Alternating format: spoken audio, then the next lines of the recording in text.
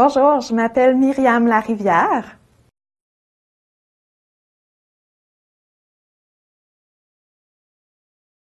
Oui, alors je fais partie de la famille Myriam Bethléem.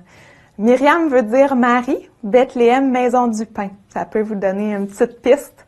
Le charisme de la famille Myriam, c'est le renouveau filial de la consécration baptismale. Là, je vous sors un grand mot, là, mais concrètement, ce que ça veut dire, c'est simplement de retrouver notre relation avec Dieu Père, puis notre relation entre nous qui sommes tous frères et sœurs. Et dans le fond, Sœur Jeanne, notre fondatrice, Sœur Jeanne Bizier, quand elle a fondé la famille Myriam, le feu qu'elle portait dans son cœur, c'était de voir le besoin criant de notre société, de notre temps, pour redécouvrir notre baptême. C'est comme si le baptême avait l'air de mourir là, tranquillement. On ne savait plus ce que c'était. Et pourtant, c'est tellement une belle vie. Et c'était pour aider, au début, elle pensait que c'était pour les consacrer exclusivement, mais de fil en aiguille, elle a compris que c'était pour tous les baptisés. Et de faire redécouvrir la joie de vivre notre baptême, de le mettre dans notre vie de tous les jours et d'apprendre à le vivre, à vivre avec Dieu, d'apprendre à accueillir qu'il est là pour nous aider, qu'il est vivant, qu'il est agissant.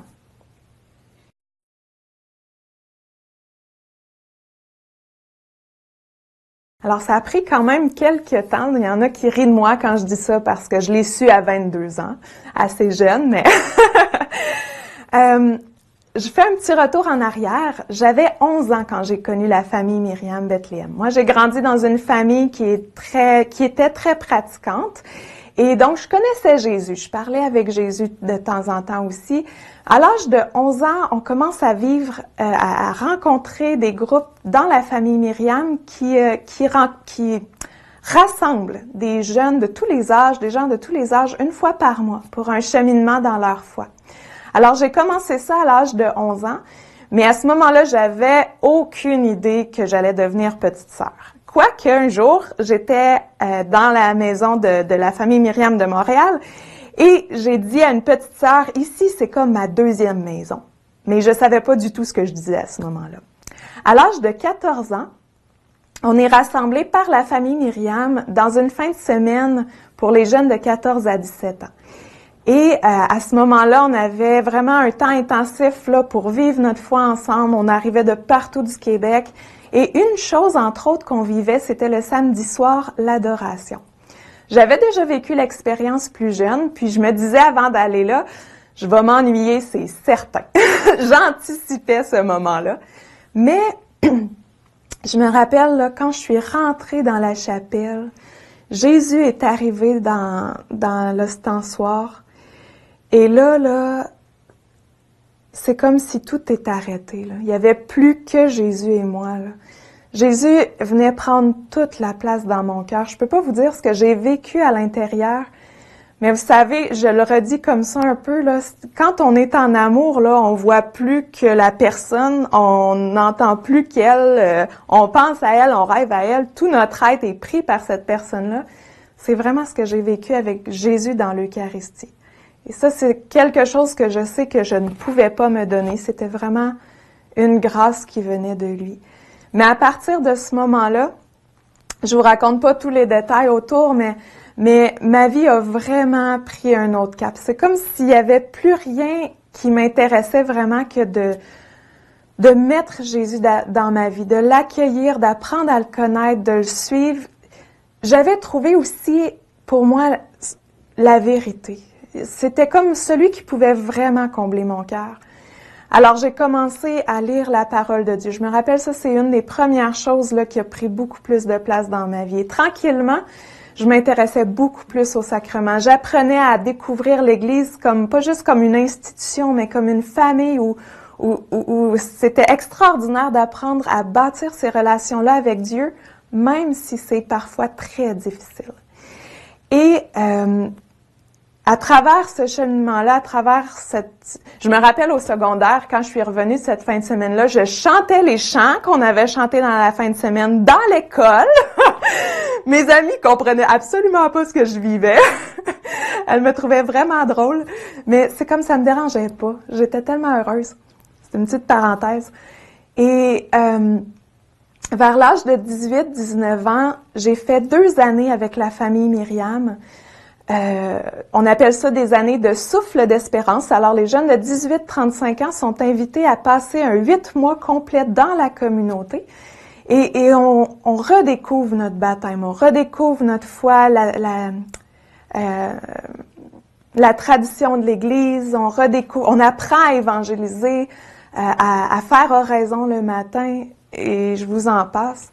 Mais ces 2 années-là ont été cruciales pour moi au sens où je découvrais comment, dans le moment présent, quand je cherchais à faire ce qui plaisait à Dieu, je trouvais une nouvelle joie que je connaissais pas avant.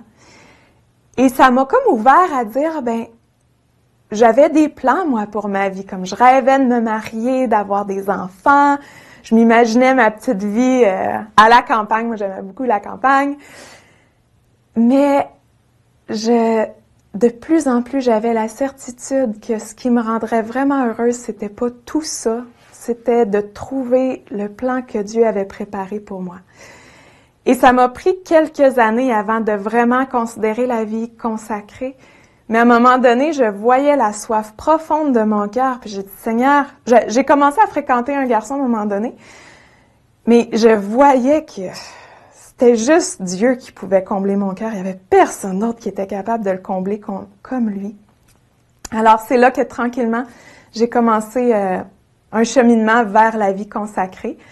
Et c'est ça. Puis une chose dont je suis très reconnaissante, c'est que depuis l'âge de 16 ans à peu près, j'ai commencé à être accompagnée par différentes consacrées qui sont passées dans ma vie.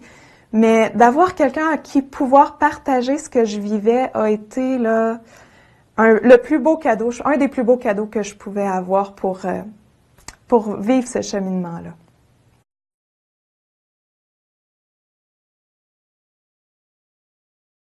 Alors, une journée ordinaire à Myriam, à la famille Myriam, ça commence à 6h30 le matin, plus ou moins.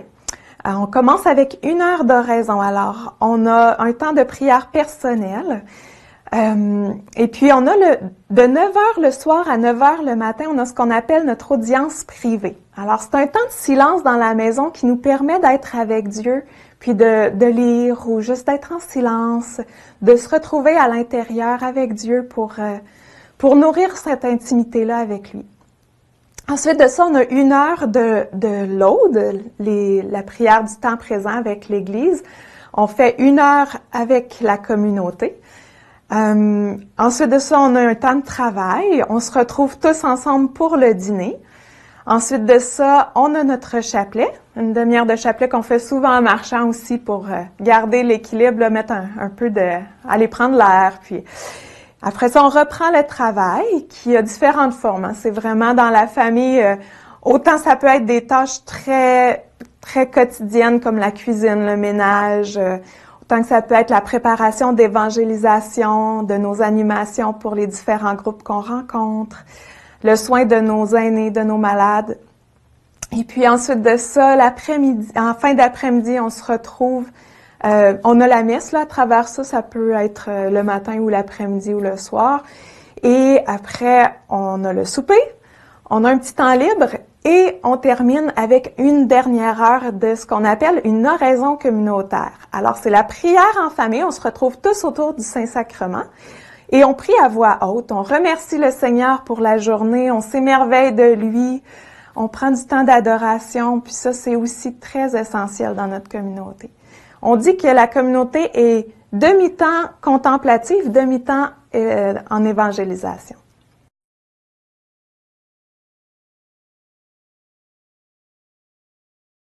En fait, notre dimanche est sacré.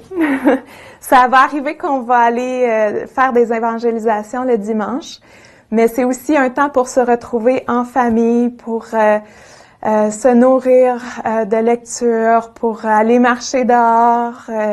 C'est simple. Et le lundi, c'est notre journée de congé. Alors, à ce moment-là, on est tous chacun, on appelle ça une journée de ressourcement. On aime ça dire que c'est un retour à la source.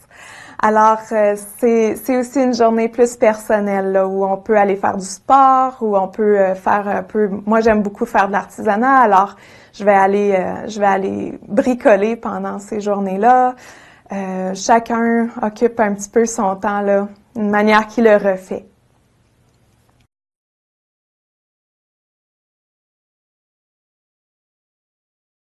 Alors, j'aime beaucoup me rappeler quand Sarjane a reçu l'intuition pour fonder la famille Myriam, c'était un temps très houleux où beaucoup quittaient la vie consacrée.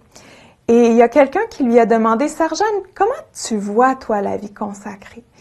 Et elle a dit, moi, une chose que je peux pas m'imaginer dans ma propre vie de consacrée, c'est une vie repliée sur moi-même. Si je rentre dans la vie consacrée pour m'occuper de moi seulement, je suis mieux de sortir. C'est une vie de don. Mais une chose super importante, là, je pense qu'elle serait d'accord avec moi, c'est d'être en amour avec le bon Dieu. Découvrir à quel point il t'aime et garder les yeux fixés sur lui. C'est vraiment, je pense, le secret de la vie consacrée. Et des petits moyens que je dirais qui peuvent beaucoup aider. Moi, je pense qu'il y a 3 points là, dans mon cheminement pour la vie consacrée que je trouve essentiels. C'est mon intimité avec lui, mon temps de prière, là, de pas le négliger. Ça, c'est... Il y a une petite sœur qui m'avait dit un jour dans l'accompagnement, Myriam, si tu veux que je t'accompagne, il faut que tu pries le Seigneur. Il faut que tu lui parles, que tu l'écoutes. Parce que sinon, c'est moi que tu vas suivre, c'est pas Jésus. Et toi, ce que tu veux, c'est suivre Jésus. Alors, j'avais trouvé ça un conseil là, que j'ai toujours gardé. Alors, la prière, parler cœur à cœur avec Jésus, avoir un bon accompagnateur spirituel qui va t'aider à discerner tout ce qui vient parce qu'il y a tellement de bruit, il y a tellement de choses qui se passent autour de nous et en nous aussi. Et dire oui à Jésus dans le moment présent. De ne pas s'inquiéter avec l'avenir. Des fois, on a tellement envie de savoir notre vocation ici, maintenant, tout de suite, là, que quand on la sait pas, on devient quasiment angoissé. En tout cas, moi, c'était mon cas, puis j'en vois beaucoup autour de moi que c'est comme ça. Mais juste d'apprendre à aimer Jésus ici maintenant dans ce que tu vis à l'école, avec ta famille, puis tranquillement, il va te montrer ton chemin. Je suis certaine de ça. Alors, sois en amour avec Jésus, puis écoute-le, il va te montrer ta voie. Ça fait vraiment plaisir, puis je prie pour chacun de vous. C'est une grande joie de trouver sa vocation.